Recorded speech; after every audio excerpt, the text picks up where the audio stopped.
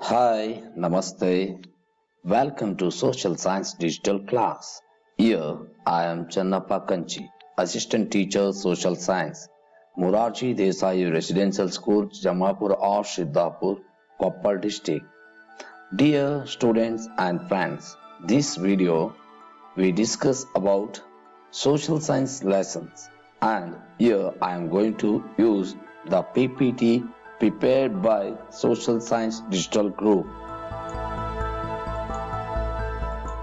I deliver my warm thanks to Social Science STF Karnataka Digital Group, and thanks to all teachers and technicians who prepared these beautiful slides and PPT behalf of students and me. Thank you one and all.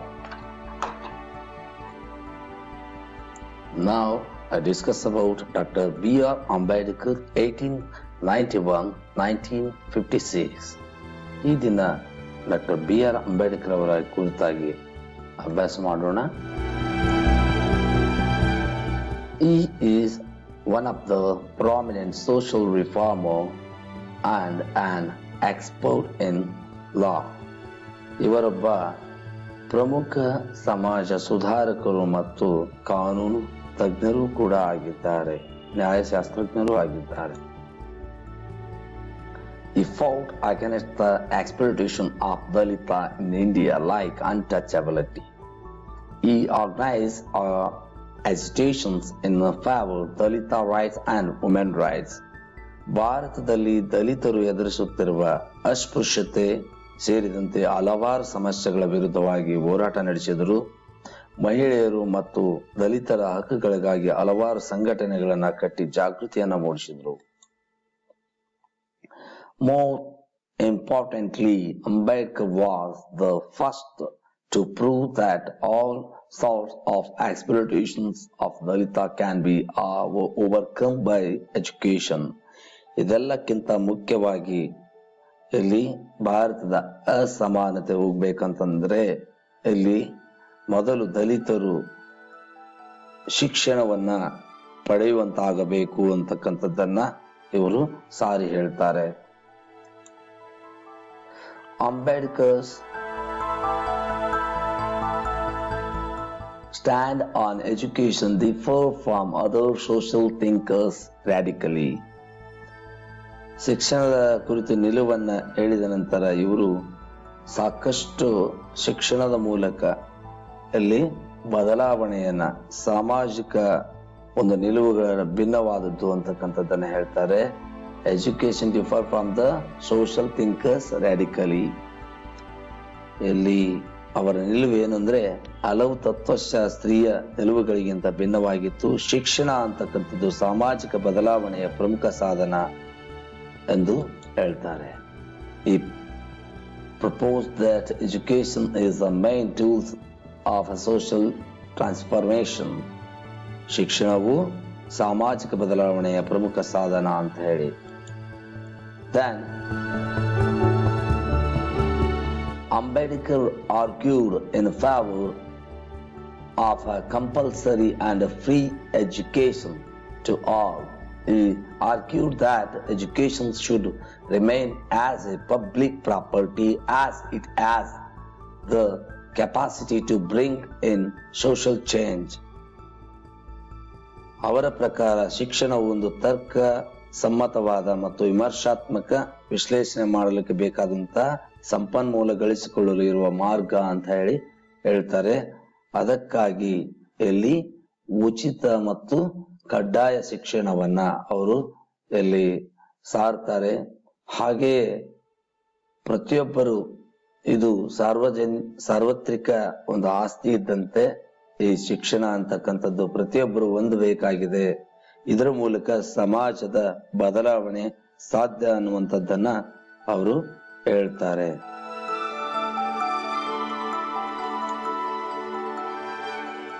With these radical thoughts, Dr. B.R. Ambedkar played a pivotal role in the preparation of the draft Indian constitutions. Because of this proactive role played by Ambedkar, the Indian constitutions as an key way of assuring social justice and equality in the entire world.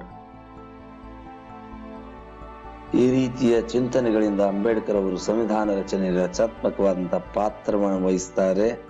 ಹಾಗೆಯೇ ಅಂಬೇಡ್ಕರ್ ಅವರು ಇಲ್ಲಿ ಭಾರತದ ಸಂವಿಧಾನದ ಮೂಲಕ ಇಲ್ಲಿ ಜನರಿಗೆ ಈ ಒಂದು ಸಾಮಾಜಿಕ ನ್ಯಾಯ ಮತ್ತು ಸಮಾನತೆಯನ್ನ ಕೊಡುವಂತಹ ಒಂದು ಕಾರ್ಯವನ್ನ ಮಾಡ್ತಾರೆ. ಇದು ಕೇವಲ ಭಾರತಕ್ಕೆ ಸೀಮಿತವಲ್ಲದೆ ಜಗತ್ತಿಗೂ ಎಂಟೈರ್ ವರ್ಲ್ಡ್ ಅಂದ್ರೆ ಇಡೀ ಜಗತ್ತಿಗೆ ಇದು ಅನುಕೂಲಕರವಾದಂತದ್ದಾಗಿತ್ತು ಅಂತಕ್ಕಂಥದ್ದನ್ನ ಹೇಳ್ಬೋದು. Doctor B.R. Ambedkar was born in Ambewada village of Maharashtra on April 14, 1891. He started his primary education at Satara. Doctor B.R. Ambedkar ಅವರು ಮಹಾರಾಷ್ಟ್ರದ ಅಂಬೇವಾಡದಲ್ಲಿ ಜನಿಸ್ತಾರೆ. ಏಪ್ರಿಲ್ 14, 1891 ಸಾಮಾನ್ಯ ಶಕೆಯಲ್ಲಿ ತಮ್ಮ ಪ್ರಾಥಮಿಕ ಶಿಕ್ಷಣವನ್ನ ಸತಾರಾದಲ್ಲಿ ಮುಗಿಸ್ತಾರೆ. Then he started a fortnightly magazine named Mooknayak. ನಂತರ ಇವರು 1920ರಲ್ಲಿ ಮೂಕನಾಯಕ ಎನ್ನುವಂತಹ ಪಾಕ್ಷಿಕ ಪತ್ರಿಕೆಯನ್ನ ಆರಂಭ ಮಾಡ್ತಾರೆ. His major works, ಇವರು ಬರೆದಂತ ಪ್ರಮುಖ ಪುಸ್ತಕಗಳನ್ನ ಹೇಳೋದಾದ್ರೆ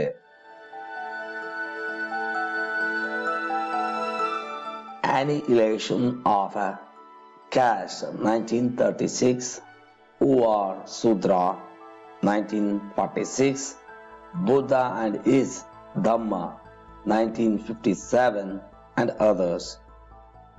So ಜಾತಿ ವಿನಾಶ, ಶೂದ್ರರು ಯಾರು, ಬುದ್ಧ ಮತ್ತು ಅವನ ಧಮ್ಮ ಅಂತಕ್ಕಂಥ ಅನೇಕ ಕೃತಿಗಳನ್ನ ಬರೀತಾರೆ.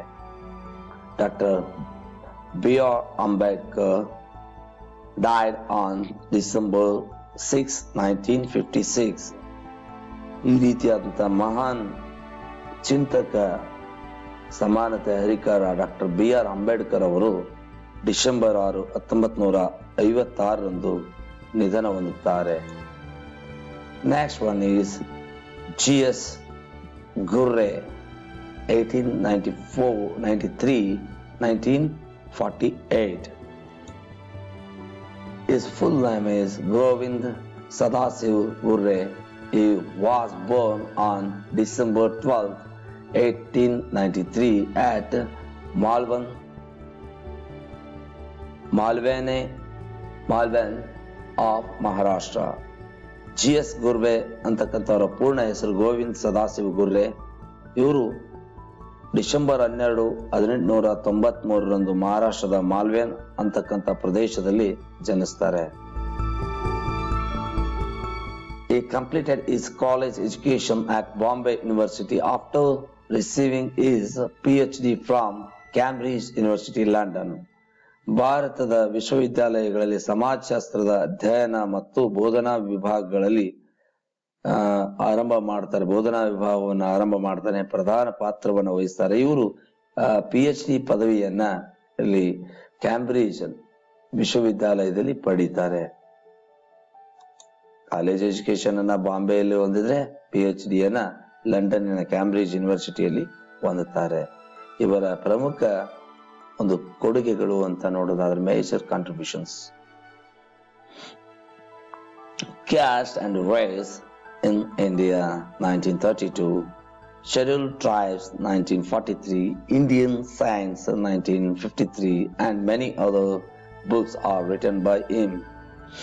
ಜಾತಿ ಮತ್ತು ಜನಾಂಗ ಭಾರತದಲ್ಲಿ ಅಂತಕ್ಕಂಥದ್ದನ್ನ ಬರೀತಾರೆ. ಹಾಗೆ ಪರಿಶಿಷ್ಟ ಪಂಗಡಗಳ ಕುರಿತಾಗಿ ಬರೀತಾರೆ. ಇನ್ನು ಭಾರತೀಯ ಸಂತರ ಬಗ್ಗೆ ಬರೀತಾರೆ. ಹೀಗೆ ಹಲವಾರು ಪುಸ್ತಕಗಳನ್ನ ಇವರು ಬರೆದಿರೋದನ್ನ ನಾವು ಕಾಣಬಹುದಾಗಿದೆ. Then next one is M.N. Srinivas 1916-1999. M.N. Srinivas, internationally renowned Indian socialist. M.N. Srinivas ಅವರು ಅಂತಾರಾಷ್ಟ್ರೀಯ ಖ್ಯಾತಿಯ ಭಾರತದ ಸಮಾಜಶಾಸ್ತ್ರಜ್ಞರು. He popularized field-based sociological studies in India. ಇವರು ಭಾರತದಲ್ಲಿ ಏನು ಅಂತಂದ್ರೆ ಕ್ಷೇತ್ರ ಆಧಾರಿತ ದೃಷ್ಟಿಕೋನದ ಅಧ್ಯಯನವನ್ನು ಸಮಾಜಶಾಸ್ತ್ರದಲ್ಲಿ ಜನಪ್ರಿಯಗೊಳಿಸಿದ್ದಾರೆ. ಕ್ಷೇತ್ರ ಆಧಾರಿತ ಸಮಾಜಶಾಸ್ತ್ರ ಅಧ್ಯಯನವನ್ನ ಇಲ್ಲಿ ಜನಪ್ರಿಯಗೊಳಿಸಿದಂತಹ ವ್ಯಕ್ತಿ ಇವರಾಗಿದ್ದಾರೆ. Based on his memory of the field work done, he wrote a remembered village in 1976. ಇವರು ತಮ್ಮ ಅಧ್ಯಯನವನ್ನ ಇಲ್ಲಿ ರಿಮೆಂಬರ್ಡ್ ವಿಲೇಜ್ ಎನ್ನುವಂತ ಪುಸ್ತಕದ ಮೂಲಕ ಇವರು ಬರೆದಿದ್ದಾರೆ. ಇದು ಫೀಲ್ಡ್ ವರ್ಕ್ ಅಂದ್ರೆ ಕ್ಷೇತ್ರ ಆಧಾರಿತ ಒಂದು ಅಧ್ಯಯನವಾಗಿದೆ. ರಿಮೆಂಬರ್ಡ್ ವಿಲೇಜ್ ಅನ್ನುವಂಥದ್ದು ಬಹಳ ಪ್ರಸಿದ್ಧವಾದ ಕೃತಿ ಇವ್ರದ್ದು. Then he wrote a book titled The Religion and Society of Kodavas of South India in 1952. ದಕ್ಷಿಣ ಭಾರತದ ಕೊಡವ ಧರ್ಮ ಮತ್ತು ಸಮಾಜದ ಕುರಿತಾಗಿ 1952ರಲ್ಲಿ ಮತ್ತೊಂದು ಪುಸ್ತಕವನ್ನು ಬರೀತಾರೆ. And his full name Mysuru Narasimhacharya Srinivas and was born November 16th, 1916 at Mysore. ಇವರ ಪೂರ್ಣ ಹೆಸರು ಮೈಸೂರು ನರಸಿಂಹಾಚಾರ್ಯ ಶ್ರೀನಿವಾಸ. ಹಾಗೆ ಇವರು ನವೆಂಬರ್ 16, 1916 ಮೈಸೂರಿನಲ್ಲಿ ಜನಿಸ್ತಾರೆ. Then major contributions. The Religion and Society of Kodavas of South India 1952, Indian Villages, Social Change in Modern India 1966, and third one Remember Village 1976. Then one more socialist, C. Parvathamma. C. Parvathamma is the prominent contemporary sociologist from Karnataka. Shri ಪಾರ್ವತಮ್ಮನವರು ಕರ್ನಾಟಕದವರಾಗಿದ್ದ ಸಮಕಾಲೀನ ಭಾರತದ ಪ್ರಮುಖ ಮಹಿಳಾ ಸಮಾಜಶಾಸ್ತ್ರಜ್ಞರು. She was born at Shagali village of present day Davanagere district, then Taluka of Chitradurga district, in June 1928. Davanagere ಜಿಲ್ಲೆಯಲ್ಲಿ ಬರ್ತಕ್ಕಂಥ ಶಾಗಲೆ ಅಂತಕ್ಕಂಥ ಒಂದು ಊರಿನಲ್ಲಿ ಇವರು ಜನಿಸ್ತಾರೆ. ಇದು ಚಿತ್ರದುರ್ಗ ಜಿಲ್ಲೆಯ ದಾವಣಗೆರೆ ತಾಲೂಕಿಗೆ ಸೇರಿತ್ತು. ಈ ಗ್ರಾಮದಲ್ಲಿ 1928 ಜುಲೈನಲ್ಲಿ ಜನಿಸ್ತಾರೆ. She grew up in a difficult situation and with a lot of determination become one of the leading sociologists of India. ಪಾರ್ವತಮ್ಮನವರು ಹುಟ್ಟಿದ ದಿನದಿಂದ ಅನೇಕ ಎಡರು ತೊಡರುಗಳನ್ನ ಮತ್ತು ಕಷ್ಟ ಕಾರ್ಪಣ್ಯಗಳನ್ನ ಎದುರಿಸಿ ಭಾರತ ಪ್ರಮುಖ ಸಮಾಜಶಾಸ್ತ್ರಜ್ಞರಾಗಿ ಬೆಳೆದು ಬರ್ತಾ ಇದ್ದಾರೆ. She made a genuine attempt to spread the learning of sociology across Karnataka, proves her commitment and sense social concerns. ಅನೇಕ ಸವಾಲುಗಳನ್ನು ತಮ್ಮ ಪ್ರಾಥಮಿಕ ಶಿಕ್ಷಣದಲ್ಲಿ ಸ್ವಂತ ಊರಿನಲ್ಲಿ ಮುಗಿಸಿದಂತಹ ಅವರು ಇಲ್ಲಿ ತಮ್ಮದೇ ಆದಂತಹ ಒಂದು ಸಮಾಜಶಾಸ್ತ್ರ ಅಧ್ಯಯನವನ್ನ ಮಾಡಿ ಶ್ರೇಷ್ಠವಾದ ಸ್ಥಾನವನ್ನ ಪಡೀತಾರೆ. So major contributions of C. Parvathamma: Politics and Religion, Sociological Essay on Veerasaivism, Studies of Socio-economic Status of Scheduled Castes and Tribes. These are the major contributions. Okay, and Iravati Karve.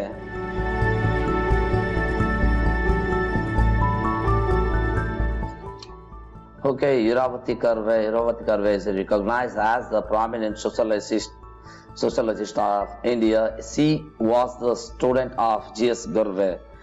Iravati Karve ಇವರು G.S. Gurve ಅವರ ಪ್ರಮುಖ ಶಿಷ್ಯರು, ಭಾರತದ ಪ್ರಸಿದ್ಧ ಒಂದು ಸಮಾಜಶಾಸ್ತ್ರಜ್ಞರಾಗಿದ್ದಾರೆ.